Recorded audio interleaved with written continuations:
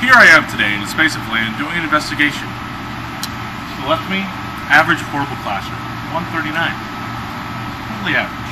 To the right, we have room 137. My question is, whatever happened to room 138? CHS News Special Investigation. I'm Lewie Stier, here with what happened in room 138. We are 138. We are 138. We are 138. We are 138. We are 138. We are 138. Today we're doing an investigation on the mystery of room 138. If you've noticed, there's room 137 and 139. There's a vacant lot in between the two where 138 used to stand. Do you have any clue of what happened to 138? Okay, so a Ninetales did flamethrower on the room and it rotted away. See, I heard it was Vulpix, but that was just me. Oh, it evolved during it. Yeah. So, I'm here to investigate the story of room 138. If you notice in the portables, there's room 137 and 139. Do you have any idea on the story of what happened to 138? I think that they didn't build a room 138. So it never existed? No. Do you think it was an error in numbering? I think so. Someone was a little too, Okay, we're here today doing an investigation. If you notice, there's room 137, 139. There's no room 138. What? I would like to know the story of what happened to room 138. You don't want to know that story. No, not the way my grandpa used to tell me. Tell me what happened. We need to know. We're here for you. Thanks, man. It's just a hard time in my life right now, but I'll tell my best. They say that it used to be the old coffee mines down. This thing on? Okay. Used to be the old coffee mines that had crazy Mr. Maxwell. You know him. He loves his coffee. But one day they had a terrible accident with the coffee mines. And everyone died, and that's it. That's all I know. Please give my regards to the children and women. Public community. That's the way we roll. Dewey Lee. Today we are doing an investigation on what happened to room 138. Could you tell me that story? Room 138, huh? I can get in trouble for talking about this, but a couple years back there was a man named Kurt Berger. He came by the school.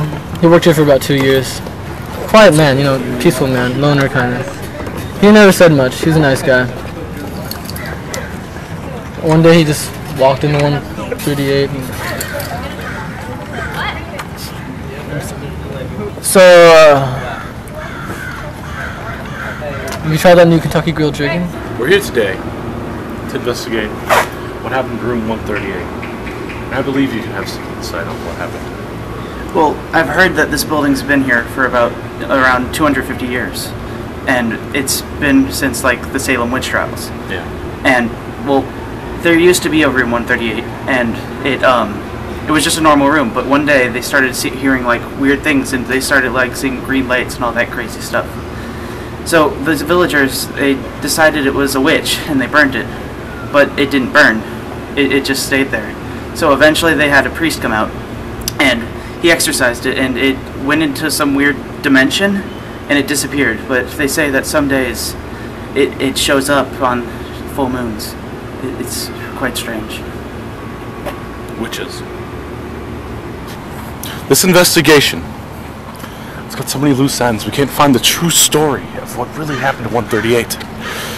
As far as we go, it just keeps coming up with different crazy stories, like sprinklers. There will be one man. We will know when it's the true story, and that's when we will end our investigation. We're here today with expert witness Martin Bonono. Martin, we need to know the truth. What happened to room 138? It's about a ghost. About like a very bad ghost. Okay. And he was mad at the world because the world hated him. So we, in that room, you know. We're doing an investigation. You are in room 139, which is currently behind us, and behind him is 137. Correct. What happened to 138? Well, here's what happened. Come with me. This is the real story, right here. You see this crater? Yes. This is the last remnants of a comet that fell from space. Comet Zythorion landed right there and disintegrated the whole entire 138. Dear God. Is this a true story? Well, that ends our investigation on room 138. See you guys next time.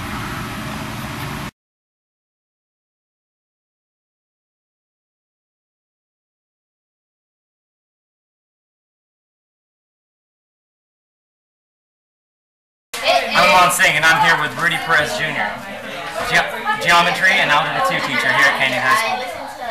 Mr. Perez, what do you think happened to room 138? Room 138? Right there? You got one more? I know what happened in room 137. Tell me what happened, please.